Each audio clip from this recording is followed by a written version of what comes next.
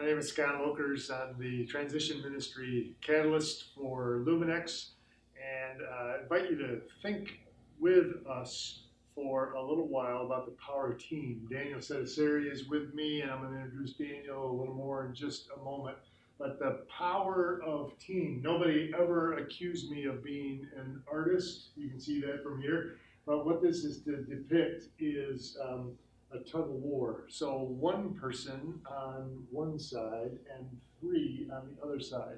And if you think about which side is going to have greater impact, assuming these three are working together, all pulling in the same direction, we have much more power, much more opportunity to do greater good. Think about that in terms of ministry. We can do ministry alone, but it can have a much greater impact with the power of team. Let's put this in the Bible first. If you think about Jesus, the one who could have done ministry all alone, might even expect him to a bit. If you think of his unique ministry, Messiah, Savior, going to the cross, and only he can do that. And what's true of Jesus is he assembles a team. Peter, James, and John, the 12 disciples. He calls a team together. He sends them out, men and women who are part of that kind of ministry, Jesus using the power of team.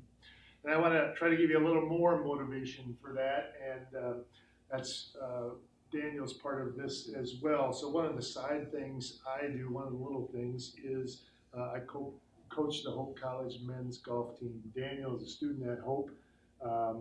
He is a gifted young man, gifted academically, gifted in terms of golf, and part of our team. So Daniel, would you just say a little bit about golf is a really individual sport, but we play it as a team. So what's that like for you? What's part of that experience for you? I would say first off, I really enjoy kind of absorbing in on the course. I think you're kind of, like you said, an individual, and you're fighting for yourself and against the course.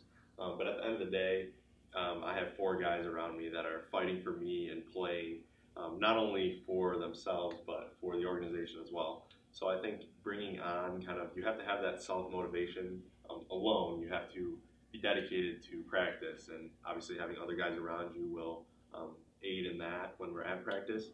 But also kind of knowing that you're out there not only for yourself and that your score is impacting others. I think that is the coolest part about playing golf, because yes, you're out there individually, but you may be the medalist at a tournament and your team may still not win. So you always kind of have that camaraderie, and you're all kind of pulling, like you said, you're pulling in the same direction. Maybe one of the guys on your team isn't playing the best that day, but they're still pulling and they're still supporting everyone around them. Good, thank you. What's some of the challenge of making this a team event, being part of a team in that way? I think, as I kind of highlighted a little earlier, your success and failure is kind of on your own. When you're out on the course, I mean, we can talk to you, but your other teammates are kind of, and yourself are just kind of, you're there, you're fighting for yourself, you're fighting for just against par and whatever you can do to score the best on every hole. So it's obviously pressure filled, and sometimes the outcome isn't the way that you want it to be, but that's just kind of the way it is with golf. Good.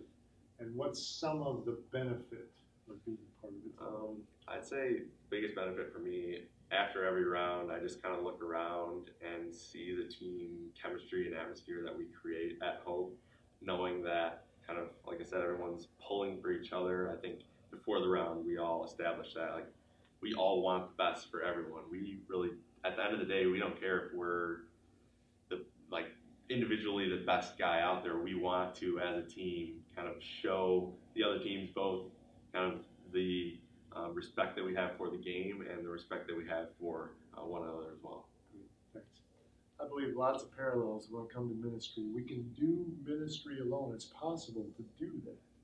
But greater opportunity for fruitfulness, greater challenge. Sometimes it might be easier to do things alone, but we learn some things as we're doing it together and as we're investing in each other, and certainly an opportunity for much greater fruitfulness to the glory of God.